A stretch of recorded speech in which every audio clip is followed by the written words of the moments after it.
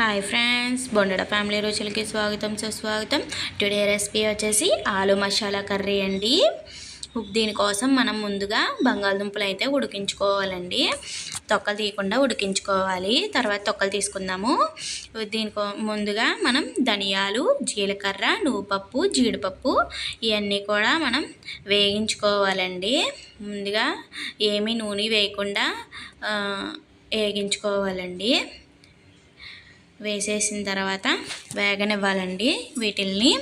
ఇందులో మనం పచ్చి కొబ్బరినైనా వేసుకోవచ్చండి. నా దగ్గర అవైలబుల్గా లేదు కాబట్టి నేను వేయట్లేదు. వేసుకుంటే బాగుంటుంది ఫ్లేవరు. ఇలా దోరగా వేగించుకోవాలి. మనకి దోరగా వేగిపోయినాయి చూసారా, మసాలా సామాన్లు దోరగా వేగినాయి. ముందుగా నూనె పెట్టుకొని అందులోకి అయితే మనం ఆవాలు, జీలకర్ర అనేది వేసుకుందామండి. ఆ జీలకర్ర ఆవాలు వేగిన తర్వాత ఉల్లిపాయలు అయితే వేసుకుందామండి. ఒక మీడియం సైజు ఉల్లిపాయని తీసుకొని కట్ చేసుకొని పెట్టుకోవాలండి. ఈ ఉల్లిపాయలు అనేది వేసేసుకొని ఒకసారి కలిపేద్దాము. ఇలా కలుపుకున్న తర్వాత కొద్దిగా మగ్గిన తర్వాత ఇదిగోండి మనకి మగ్గే చూడండి ఆనియన్స్. ఇప్పుడైతే టమాటా ముక్కలను కూడా వేసేసుకుందాము. అందులోనూ టమాటా ముక్కలు కూడా వేసేసుకున్నాను.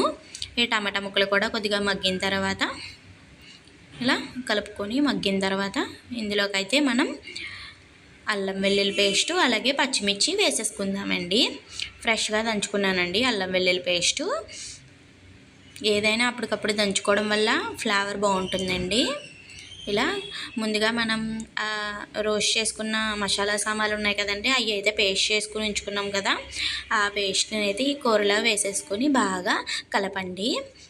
దాని తర్వాత తగినన్ని నీళ్ళు పోసుకొని కొద్దిగా ఉప్పునైతే వేసుకొని బంగాళదుంపలు తొక్కలు తీసేసి పక్కన పెట్టేసుకున్నామండి. ఇప్పుడైతే ఈ బంగాళదుంప ముక్కల్ని మ్యాష్ చేసేసుకొని కర్రీలోకి అనేది వేసేసుకుందామండి.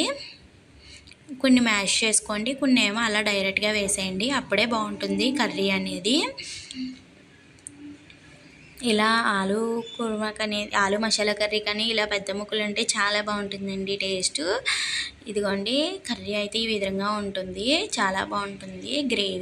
గ్రేవీ కూడా బాగుంటుందండి. మనం మసాలా సామాన్లు పేస్ట్ అయితే ఆడుకున్నాం కాబట్టి బాగుంటుంది. ఈ రెసిపీ మీకు నచ్చినట్లయితే నాకు లైక్ చేసి షేర్ చేయండి ప్లీజ్.